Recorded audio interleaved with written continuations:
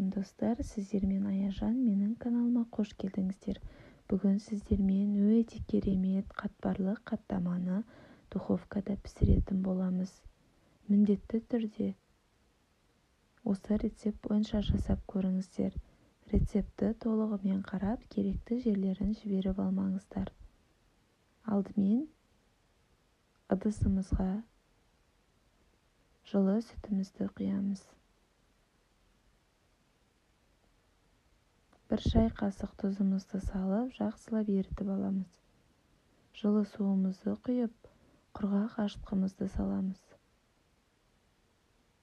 Араластырып, електен өткізілген ұнымызды салып, қамырымызды илейміз. Қамырымыз жұмсақ болмау керек, сәл қаттылау қылып илейміз, бірақ қатты болмау керек. Жақсылап қамырымызды илеп, 15-20 минутқа демалдырып қоямыз.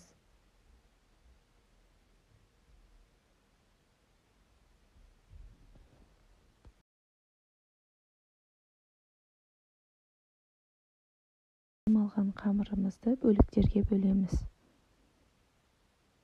Теңдей 4 бөлікке бөліп, зуалай етіп жасаймыз. Дайын болған зуаламызды дөңгелек етіп жайып бастаймыз. Қамырымыздың қалыңдығы қатты жұқа болмауы қажет, орташа қалыңдықта болғаны дұрыс, себебі майымыз жақсы сіңуі үшін. Арасына жағатын майды 72-3%-тен жоғары майды жаққандарыңыз жөн.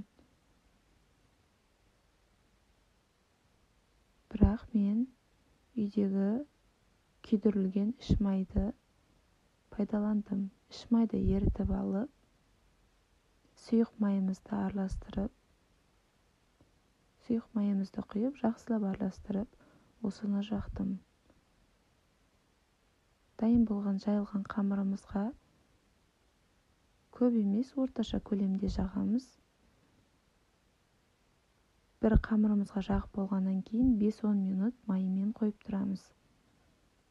Кейін келесі қамырымызды жайып келіп, бір-біріне беттестіріп, 4 қамырымызды да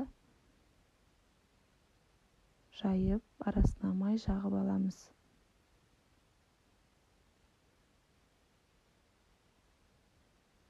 Жақсылап жайып, майымызды жағып,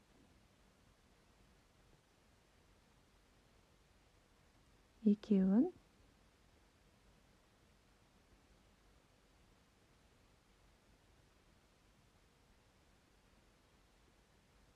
міне 4 қабат болды. Екеуін ортаға қарай бүктейміз. Енді үстіңгі бетіне тағы да май жағамыз, себебі жабысып қалмас үшін. Ортасын пышақпен кесіп бөліп аламыз. Тағы да бір-біріне қарап беттестіреміз. Кейін тағы ортаңғы бөлігін кесеміз. Қаттамамыздың қатпарлы болуы осы қабаттарына байланысты.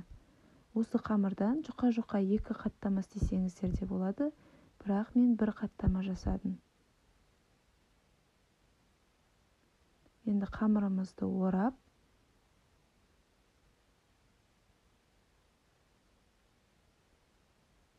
тағы 5-10 минутқа тындырып қоямыз, демалдырып қоямыз. Үстін ыдыспен жауып демалдырып қоямыз.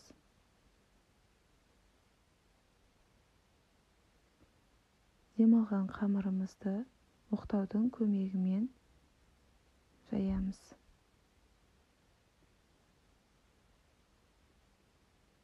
Осы уақытта пешімізді қыздырып қоямыз. 200 градуста 35-40 минутта пісіріп аламыз.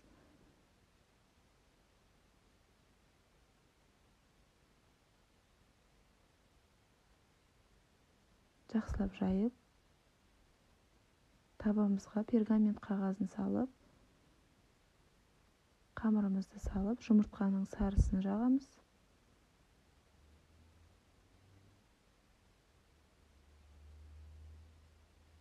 Жайып табаға салғаннан кейін 5-10 минут тағы демалдырсаңыздар болады. мына жұмыртқаның сарысын жағып, әсемдік үшін күнжіт макпен әсемдесеңіздер болады. 200 градуста 35-40 минутта пісіріп аламыз. Міне, әдемі қатпарлы қаттама нанымыз дайын болды. Рецепт ұнаған жағдайда лайк басып, каналға тіркелуді ұмытпаңыздар.